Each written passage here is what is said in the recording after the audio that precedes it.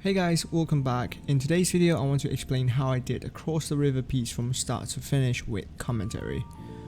I've never done anything like this before, so if you actually like this type of content, please let me know in the comments below and also leave a like. That will help me a ton. But without further ado, let's actually get started. Firstly, I found this painting on Pinterest that I really liked, especially the way how the river is shaped, so I instantly knew this is how I want my river to be, and this also gives me a rough idea on how I want to place my building as well. One thing I like to mention is that reference pictures are a great way to start off your pieces, but there's a difference between referencing and copying. You want to stay in the referencing area and not copy every single thing from your references. As you can see for this piece, even though I referenced this image, the result of what I made came out looking completely different. And as a first step, I brought in a few buildings from Kitbash 3D's Shogun pack. You might notice that my Blender startup file already has camera and all the layouts set. This is very important in improving your workflow and getting your ideas down as fast as you can without worrying about anything else. I'll make a video on that later, but for now let's just focus on this piece.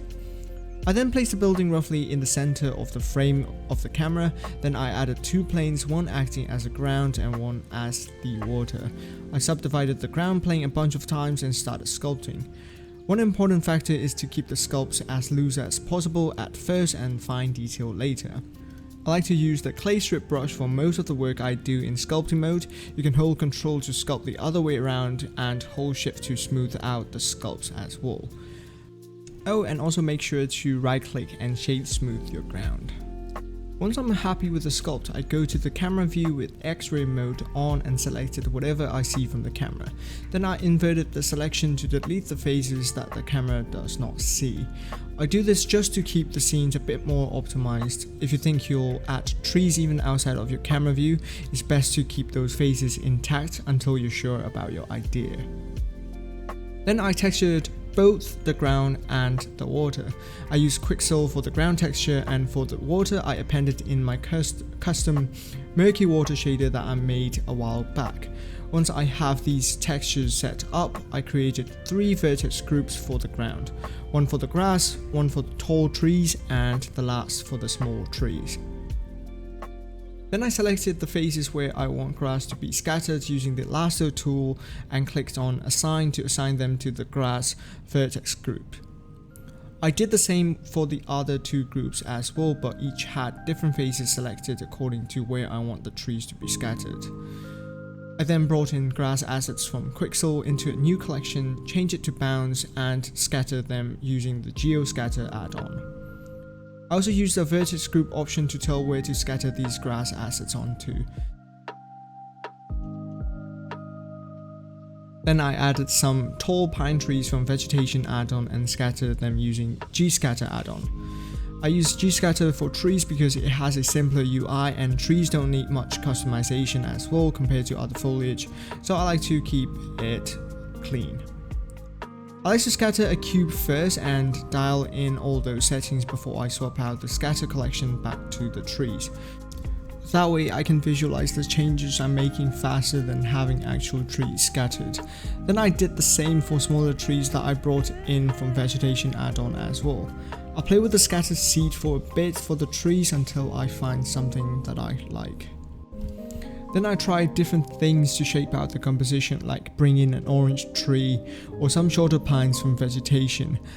Then I knew I have to do something about the lighting to give me a boost to visualize what I need for the scene. So I added a sun lamp and a tracker empty which the sun will be tracked to, and added a volume with low density.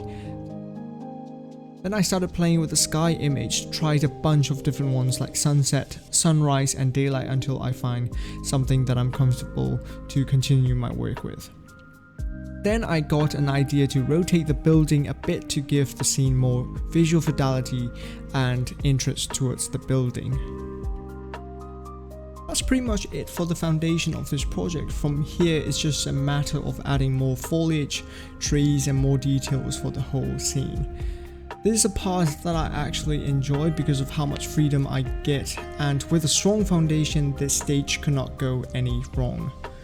For nature scenes, there's no harm in layering details over details, it will just get more realistic with the more assets you add. I used manual scattering mode from Geoscatter to scatter different stuff like dry grass, tall grass, flowers, bushes, and so on. I also added some stones along the shoreline to give more of that transition from water to the ground. Once I got all the details to my liking, I decided to change the whole lighting setup to fit a sunrise/sunset vibe. This was easy, I just positioned the sun a bit lower, changed the color of the sun, and swap out the sky image to a different image that would fit the entire vibe.